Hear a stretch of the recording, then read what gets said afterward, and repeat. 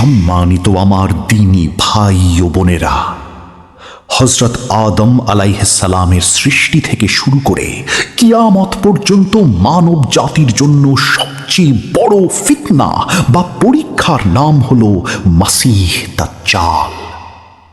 আমাদের প্রিয় নবী সাল্লাল্লাহু আলাইহি ওয়াসাল্লাম এই ফিতনা সম্পর্কে এতটাই সতর্ক করেছেন যে তিনি তার প্রতিটি নামাজের শেষ বৈঠকে দাজ্জালের ফিতনা থেকে পানাহ চাইতেন। কিন্তু আজ আমরা দাজ্জালকে যেন রূপকথার গল্প বানিয়ে ফেলেছি। দাজ্জাল হঠাৎ করে একদিন আকাশ থেকে পড়বে না।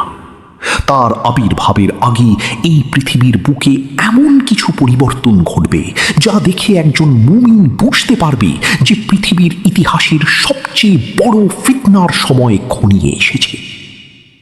আজ আমি আপনাদের সামনে খাঁটি হাদিসের আলোকে সেই জলবায়ু, ভৌগোলিক, সামাজিক এবং মানবিক লক্ষণগুলো তুলে ধরব।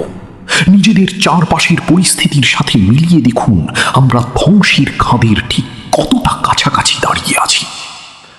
জলবায়ু ও ভৌগোলিক চরম বিপর্যয়। দাজ্জাল আসার আগে পৃথিবীর প্রকৃতি তার স্বাভাবিক রূপ হারিয়ে ফেলবে। ভয়াবহ খরা ও 3 বছরের দুর্ভিক্ষ। হাদিসে এসেছে দাজ্জাল বের হওয়ার আগের 3 বছর পৃথিবীতে চরম দুর্ভিক্ষ দেখা দেবে।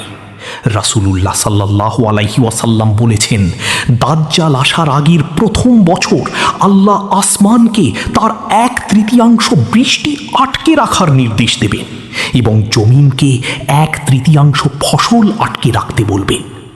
দ্বিতীয় বছর আসমান ও জমিন তাদের 2/3 বৃষ্টি ও ফসল আটকে রাখবে, আর তৃতীয় বছর আসমান 1 ফোঁটা বৃষ্টিও দেবে না এবং জমিন কোনো ফসল ফলাবে না। সুনান ইবনে মাজাহ 4077। গবাদি পশু সব মারা যাবে, মানুষ খাদ্যের অভাবে হাহাকার করবে। তাবারিয়া সাগর শুকিয়ে যাওয়া।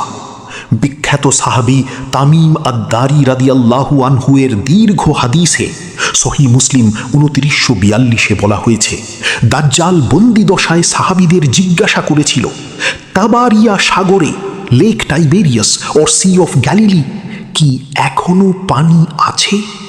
আজ আপনারা খবর নিয়ে দেখুন, ফিলিস্তিন ও ইসরায়েল সীমান্তে অবস্থিত এই সাগরের পানি দিন দিন কিভাবে শুকিয়ে যাচ্ছে, যা সরাসরি দাজ্জালের আগমনের সংকেত দিচ্ছে। সামাজিক অবস্থা ও নৈতিক অবক্ষয়। মানুষের আচরণ ও সমাজের অবস্থা হবে চরম অবক্ষয়ের শিকার। মানুষ তার মনুষ্যত্ব হারিয়ে পশুর চেয়েও অধম হয়ে যাবে। হারামকে হালাল মনে করা। মানুষ ব্যভিচার, জিনা, রেশমি পোশাক, মদ এবং বাদ্যযন্ত্রকে হালাল বা বৈধ মনে করবে। সহিহ বুখারী 5590। আজ আমাদের সমাজের দিকে তাকান, বাদ্যযন্ত্র আজ আমাদের পকেটে পকেটে। বিয়ে বা যে কোনো অনুষ্ঠানে নগ্নতা আর গান বাজনা ছাড়া আমরা আনন্দই করতে পারি না। জিনা বা অবৈধ সম্পর্ক আজ সমাজের চোখে ওপেন মাইন্ডেড হওয়ার লক্ষণ। নির্লজ্জতার ছড়াছড়ি। দাজ্জাল আসার আগে নারীদের নির্লজ্জতা এমন পর্যায়ে পৌঁছাবে যে তারা পোশাক পরেও নগ্ন থাকবে।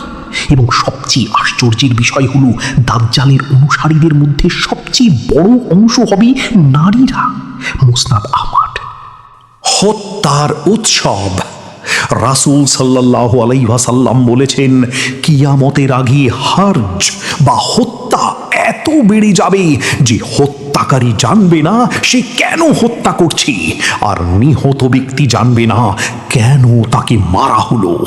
সহিহ মুসলিম। আজ সারা পৃথিবীর দিকে তাকান, কিভাবে নির্বিচারে মুসলিমদের রক্ত ঝরানো হচ্ছে। সম্পদের অসুস্থ প্রতিযোগিতা। উঁচু ভবন নির্মাণের প্রতিযোগিতা। সমাজের সবচেয়ে নিচু শ্রেণীর মানুষ, যারা একসময় খালি পায়ে বকরির রাখাল ছিল, তারা উঁচু উঁচু দালান কোঠা নির্মাণের প্রতিযোগিতায় লিপ্ত হবে।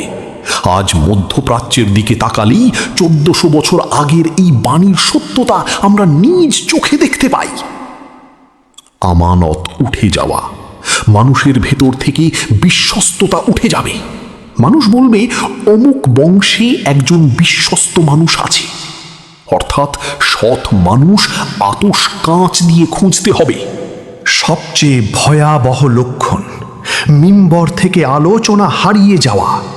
রাসূলুল্লাহ সাল্লাল্লাহু আলাইহি ওয়াসাল্লাম বলেছেন, দাজ্জাল ততক্ষণ পর্যন্ত বের হবে না যতক্ষণ না মানুষ তার কথা ভুলে যাবে, এবং ইমাম ও খতিবরা মসজিদের মিম্বরে তার ব্যাপারে আলোচনা করা বন্ধ করে দেবে।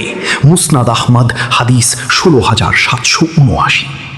ভাই ও বোনেরা, আজ জুমার বয়ানে কয়টা মসজিদে দাজ্জাল নিয়ে, আখিরি জামানার ফিতনা নিয়ে সতর্ক করা হয়? আমরা তো দুনিয়া গোছানোর বয়ান শুনতে শুনতে আখিরাতের সবচেয়ে বড় বিপদের কথা ভুলেই গেছি। আর এটাই হলো দাজ্জাল আসার সবচেয়ে বড় গ্রিন সিগন্যাল, জাগরণের ডাক। আমাদের প্রস্তুতি কি? সম্মানিত উপস্থিতি, একটু কল্পনা করুন, ৩ বছরের তীব্র অনাহারে যখন আপনার সন্তান ক্ষুধার জ্বালায় ছটফট করবে, ঠিক তখন দাজ্জাল এসে যদি আসমানকে বৃষ্টি দিতে বলে আর আসমান বৃষ্টি দেয়, মৃত মানুষকে জীবিত করে দেখায়, তখন ক্ষুধার্ত মানুষ এক টুকরো রুটির লোভে তাকে ঈশ্বর বলে মেনে নেবে এবং নিজের ঈমান হারাবে। আজ আমাদের সেই প্রস্তুতির সময়। আমরা যদি আজকের এই আরামের জীবনে দুনিয়ার লোভ, হারাম ইনকাম এবং চোখের গুনাহ ছাড়তে না পারি, তবে সেই ভয়াবহ দুর্ভিক্ষের দিনে আমরা কিভাবে দাজ্জালের প্রলোভন সামলাবো? আজই নিজেদের পরিবর্তন করুন। প্রতি জুমাবারে সূরা আল কাফ পড়ার আমল শুরু করুন। রাসূল সাল্লাল্লাহু আলাইহি ওয়াসাল্লাম গ্যারান্টি দিয়ে বলেছেন, যে ব্যক্তি সূরা কাহাফের প্রথম 10 আয়াত মুখস্থ করবে সে দাজ্জালের ফিতনা থেকে রক্ষা পাবে। সহিহ মুসলিম 809। শয়তানের ধোঁকায় পড়ে এই ক্ষণস্থায়ী দুনিয়াকে আপন করে নেবেন না। চারপাশের এই ভয়াবহ লক্ষণগুলো আমাদের চিৎকার করে সতর্ক করছে। আসুন আমরা দুনিয়ামুখী মানসিকতা ত্যাগ করে আখিরাতমুখী হই। আমাদের অন্তরকে আল্লাহর সাথে এমনভাবে জুড়ে দিই যেন দাজ্জালের কোনো ধোঁকা, কোনো ম্যাজিক বা ভয় আমাদের ঈমানকে এক চুলও টলাতে না পারে। আল্লাহ আমাদের সবাইকে এই চূড়ান্ত ফিতনা থেকে হিফাজত করুন। আমিন।